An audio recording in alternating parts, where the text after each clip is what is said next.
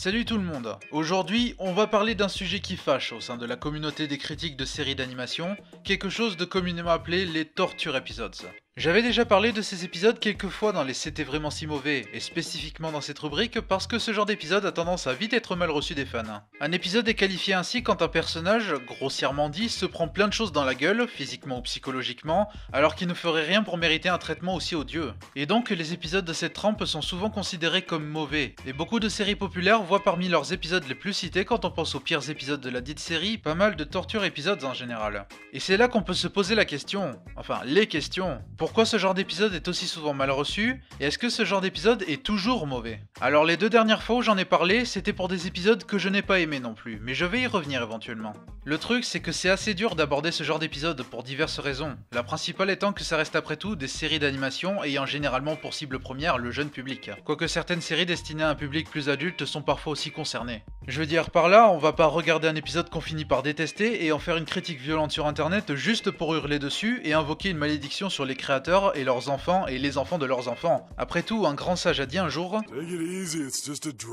Bien sûr, ça ne veut pas dire que ça doit être exemple de critique, et que peu importe le public cible, ça ne veut pas dire que rien ne peut être soulevé dedans, que ce soit un mauvais fond, une mauvaise exécution ou que sais-je encore. D'autant que dans le cas de plusieurs séries ciblant un public plutôt jeune, ça discréditerait la fanbase adulte qui existe, et dont les auteurs d'une série sont en général au courant. Mais il est important de se rappeler qu'il y a une fine frontière entre la critique négative constructive et la colère exagérée. J'avais un peu levé la voix dans ma critique sur Timmy change de vie, mais c'était plutôt à but comique. Je dis pas que c'était forcément drôle, mais voilà quoi, je vais pas m'emporter pour un épisode de Mes parents sont magiques, même si son fond est affreux. Mais je digresse. L'autre raison étant donc, comme je l'ai mentionné, que ce genre d'épisode est quasi automatiquement associé à une mauvaise chose, quelle que soit la série et son style d'humour. Pourtant, Charles M. Schulz a dit un jour « La joie ne génère pas d'humour, il n'y a rien de drôle à être heureux, la tristesse crée l'humour. » Et oui, il faut garder en tête qu'un personnage de cartoon, en général, c'est fait pour faire rire ou divertir, et que le faire souffrir, c'est une façon comme une autre de générer de la comédie, parce que le malheur des uns, c'est parfois rigolo. Bref, en fait, ce genre est divisé en deux catégories en général. Il y a la torture cartoonesque et la torture psychologique.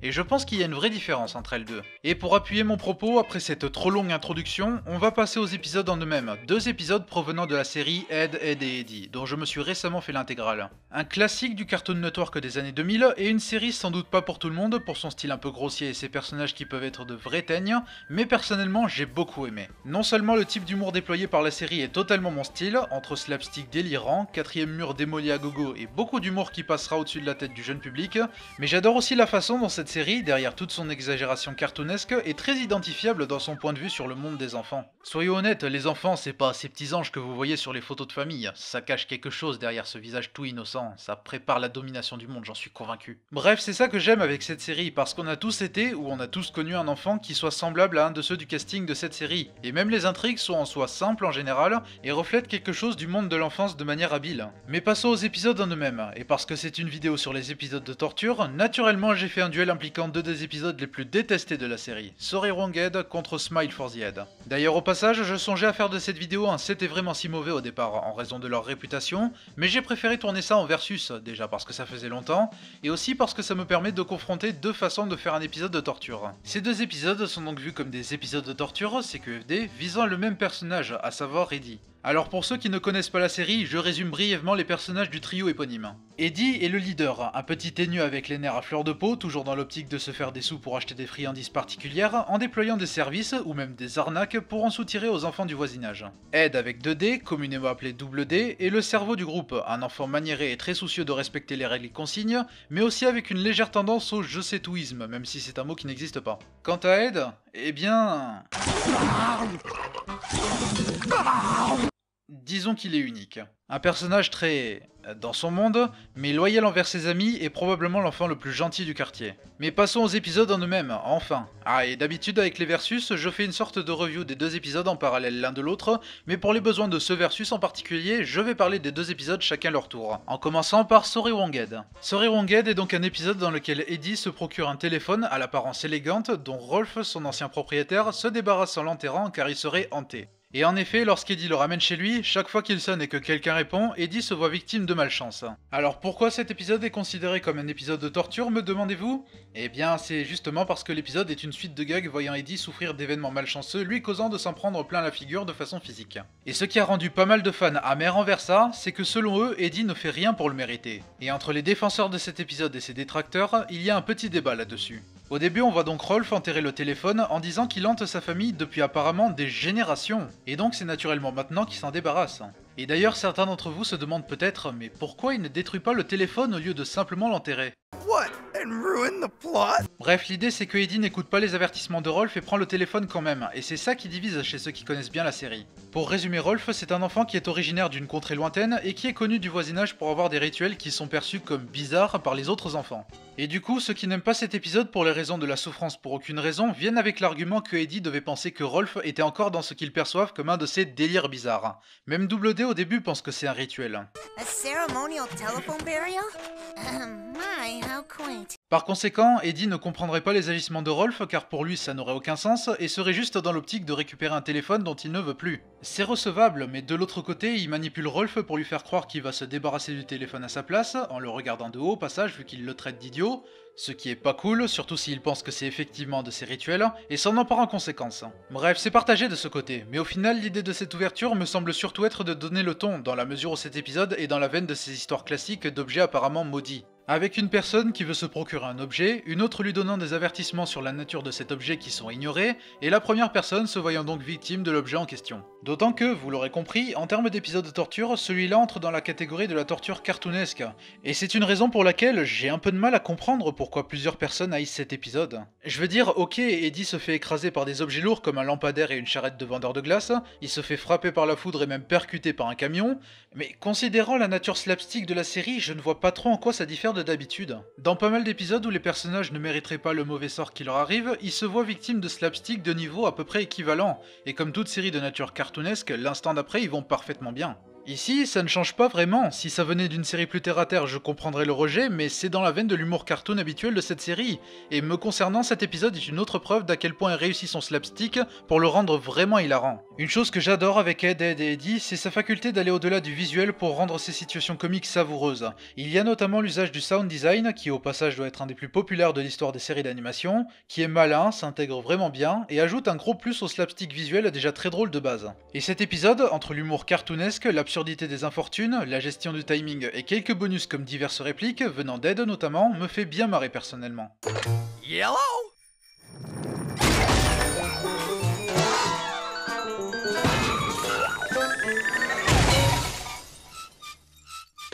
Eddie's in pain now, he'll have to call you back! D'autant que cet épisode a un bon sens de la progression avec les infortunes s'abattant sur Eddie, allant de pair avec la façon dont il agit, ce qui fait que si j'avais à choisir un camp, je dirais qu'il l'a un peu cherché quand même. Après avoir testé la supposée malédiction du téléphone à ses dépens, Eddie finit par le refiler à Johnny, un autre gosse du quartier, et pour être sûr qu'il le garde, le lui colle sur la tête. L'épisode se termine alors que Eddie est toujours victime de la malédiction, même quand c'est Johnny qui répond au téléphone, et que ça met le paquet sur les infortunes qu'il reçoit, parce que là il a vraiment fait un truc pour le mériter, même en désespoir de cause, car il ne s'est pas contenté d'enterrer le téléphone comme Rolf l'avait fait. Cela dit, je comprendrais que ça paraisse un peu facile, car ça fait se demander pourquoi Eddie subit toujours la malédiction quand quelqu'un d'autre a le téléphone, alors que Rolf a visiblement pu s'en débarrasser en même temps qu'en se débarrassant du téléphone. Donc je comprends que ça donne l'impression pour certains que les auteurs voulaient que Eddie s'en prenne plein la tronche quoi qu'il arrive, mais bon, dans ce cas particulier, ça ne me dérange pas plus que ça personnellement. Sinon, un peu en dehors du sujet, mais un autre point important de l'épisode qui fait son non-succès aux yeux de beaucoup, c'est la façon dont Double D y agit. Il apparaît comme sarcastique au début envers les premières infortunes d'Eddie, mais surtout il est fermement convaincu que tout ceci n'est que l'œuvre de coïncidence, même quand ça devient juste trop gros pour avoir l'air de coïncidence. Et il se soucie plus de cela que de ce qui arrive à Eddie, alors qu'il a toujours été empathique envers ses malheurs quand ça lui arrivait, en prenant sa défense quand il le peut, ce qui fait qu'il apparaît hors de son caractère habituel aux yeux de beaucoup. Alors, c'est entendu, mais encore une fois, vu la nature de cet épisode, qu'il ne se soucie pas plus que ça de ce qui arrive à Eddie ne me dérange pas. Non seulement parce que, comme tous les autres personnages du casting, ce n'est pas un personnage parfait, ce qui fait son efficacité d'ailleurs, mais aussi dans la mesure où tout ce qui arrive à Eddie est du slapstick. La série a toujours joué de cet aspect conscient d'être un cartoon, où les personnages eux-mêmes savent qu'ils sont dans une série en fonction de l'épisode, et qu'ils ne se soucient pas du sort d'Eddie parce que ce qui lui arrive ne va pas plus loin que du cartoon assez habituel pour eux ne me choque franchement pas. Double D a souvent défendu ses amis, oui, mais quand ils étaient victimes de plus que du slapstick, par exemple quand Eddie était humilié par les autres enfants, ou qu'on faisait bien comprendre que la souffrance physique allait au-delà du simple slapstick.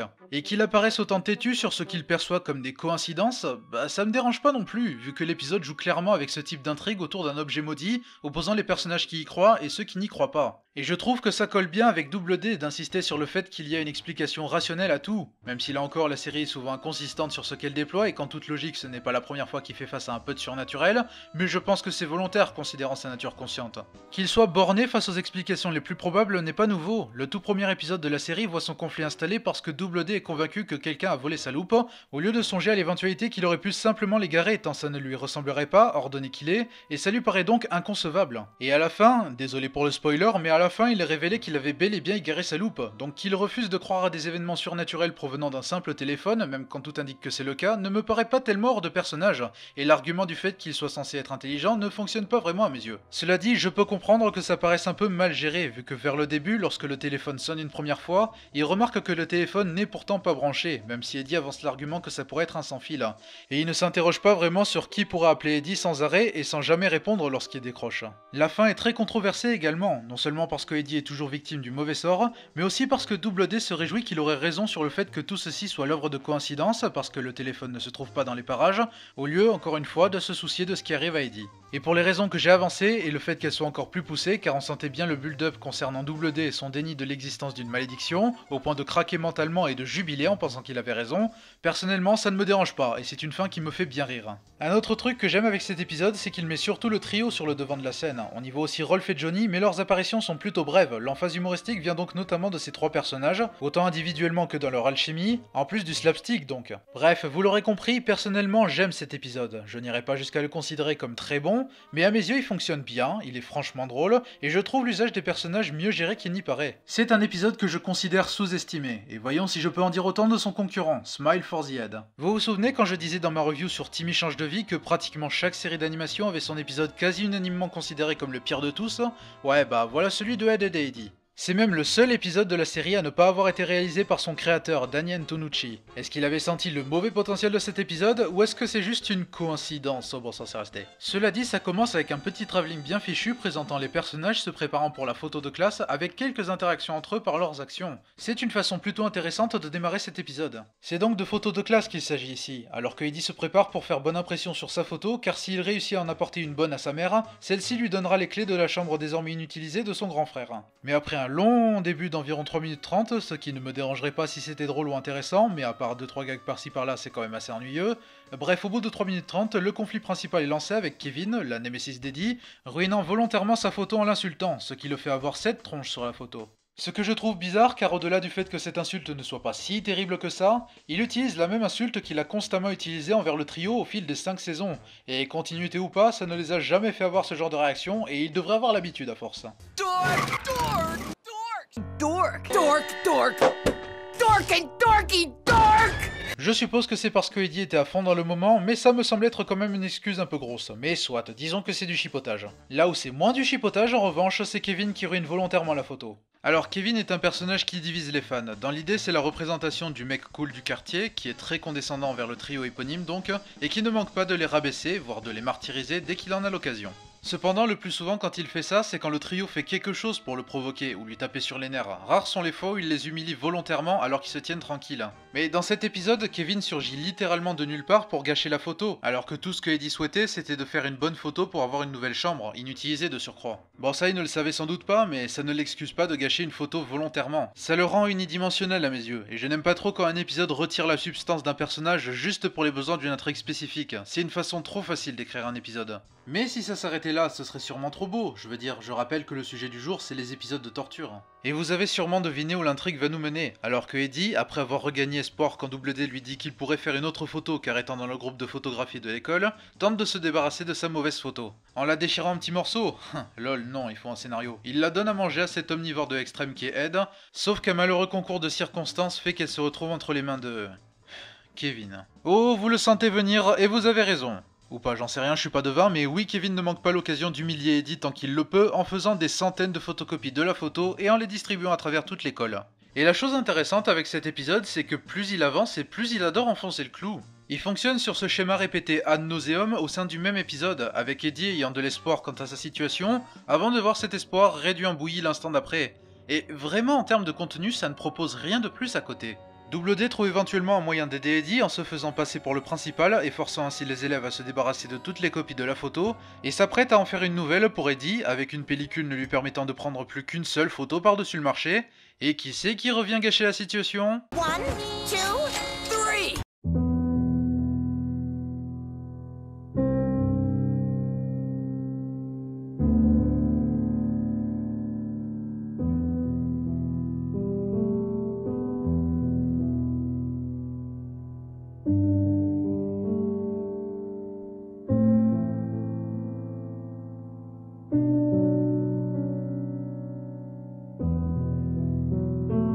Ah oui, et plus tôt dans l'épisode, Eddie avait planqué la photocopieuse dans son casier alors qu'elle était encore active, et ça cause toute l'école à être inondée de photos, et c'est Eddie qui se retrouve à tout nettoyer par-dessus le marché à la place de Kevin. Et aussi une semaine de détention pour lui parce que ce serait pas rigolo sinon. Pourquoi? Pour s'être fait passer pour le principal, ce que Double D avait fait donc. C'est marrant, j'ai vu les gens se plaindre du comportement de Double D dans Sorry Wronghead, mais là par contre j'ai vu personne se plaindre du fait qu'il laisse Eddie prendre le blâme pour quelque chose qu'il a fait. Enfin bon, c'est pas comme si cet épisode n'était pas déjà le plus détesté de la série, j'imagine. Vous l'aurez compris, là on est en plein dans un épisode de torture psychologique, doublé d'un épisode d'humiliation.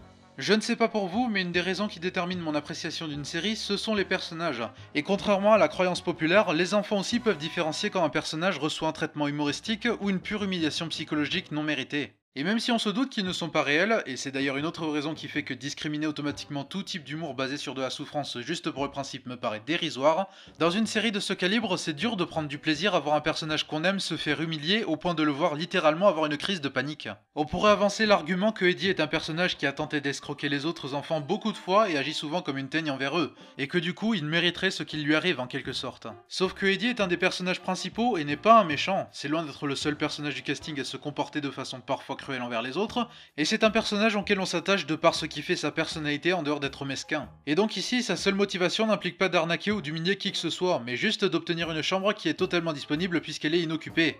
Et partir de là pour en arriver à lui humilié et puni pour des choses qu'il n'a même pas commis, manifestement sans avoir la moindre idée de comment rendre ça drôle, c'est compréhensible que ce soit dur à avaler. Là où c'est plus simple de passer outre la torture cartoonesque parce qu'elle n'a aucun autre but que jouer avec les possibilités offertes par l'humour visuel et la vulnérabilité des personnages. En général, dans ce genre de série, c'est plus facile de rire à du slapstick qu'à de l'humiliation psychologique, tout comme c'est plus facile de rire du châtiment d'un personnage méritant de voir ses actions se retourner contre lui. Et c'est ce qui fait l'échec de plusieurs épisodes de ce genre aux yeux de beaucoup. Pour en revenir à des épisodes que j'ai déjà abordés, je n'avais pas aimé Timmy change de vie parce que c'est dur me concernant de trouver divertissant cet épisode disant basiquement que le monde serait beaucoup mieux si un personnage déjà misérable de base n'avait jamais existé. Limonade à l'encre de son côté tentait plus l'approche de souffrance cartoonesque, mais pour en arriver là torture psychologiquement Carlo en jouant avec ses peurs au point qu'on le voit littéralement supplier que ça s'arrête. Dans ce genre de situation et considérant la nature de telle série, on préfère voir des personnages recevoir ce qu'ils méritent plutôt que voir ce genre de choses arriver à des personnages dont on finit par avoir plus de peine envers eux qu'autre chose.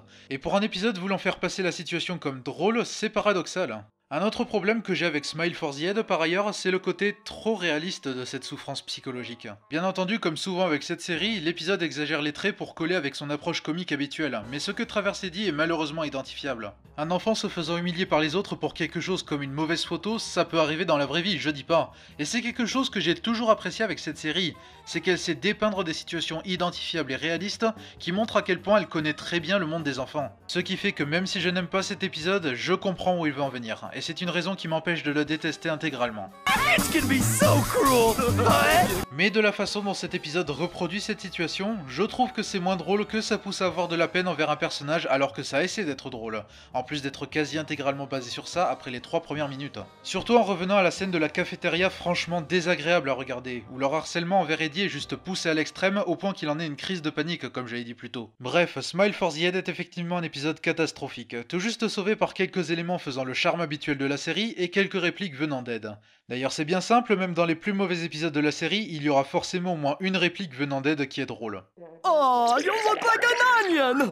Mobs love onions! Mais bref, après avoir observé ces deux épisodes, j'ai trouvé intéressant la façon dont ils démontrent comment on peut utiliser le principe de l'épisode de torture à de bonnes comme à de mauvaises fins. Et vraiment, je pense que c'est comme tout type d'humour, que tout ceci est une question de maîtrise. Ça peut facilement basculer dans le mauvais quand ça tombe dans le faire souffrir juste pour faire souffrir, sans réfléchir à de bonnes blagues exploitant le principe, en pensant que ce serait drôle quelles que soient les circonstances, mais il est tout à fait possible d'exploiter ça de bonne manière à but humoristique. Il y a simplement plusieurs paramètres à prendre en compte. C'est pourquoi, pour le mot de la fin, j'aimerais désamorcer deux idées reçues, l'une provenant des auteurs de ce genre de série et l'autre provenant des fans. Faire souffrir un personnage pour les besoins de l'humour n'est pas automatiquement drôle, mais un épisode concentrant son humour autour de la souffrance d'un personnage n'est pas automatiquement mauvais. Ce sont des épisodes trop faciles à critiquer juste pour leur concept, et je pense donc que prendre un peu de recul sur la façon dont ils exploitent le principe est toujours bénéfique. Et c'est ce qui conclura ce comparatif. Merci à vous d'avoir regardé cette vidéo, j'espère qu'elle vous aura plu, et on se retrouve lors de la prochaine chronique, ciao!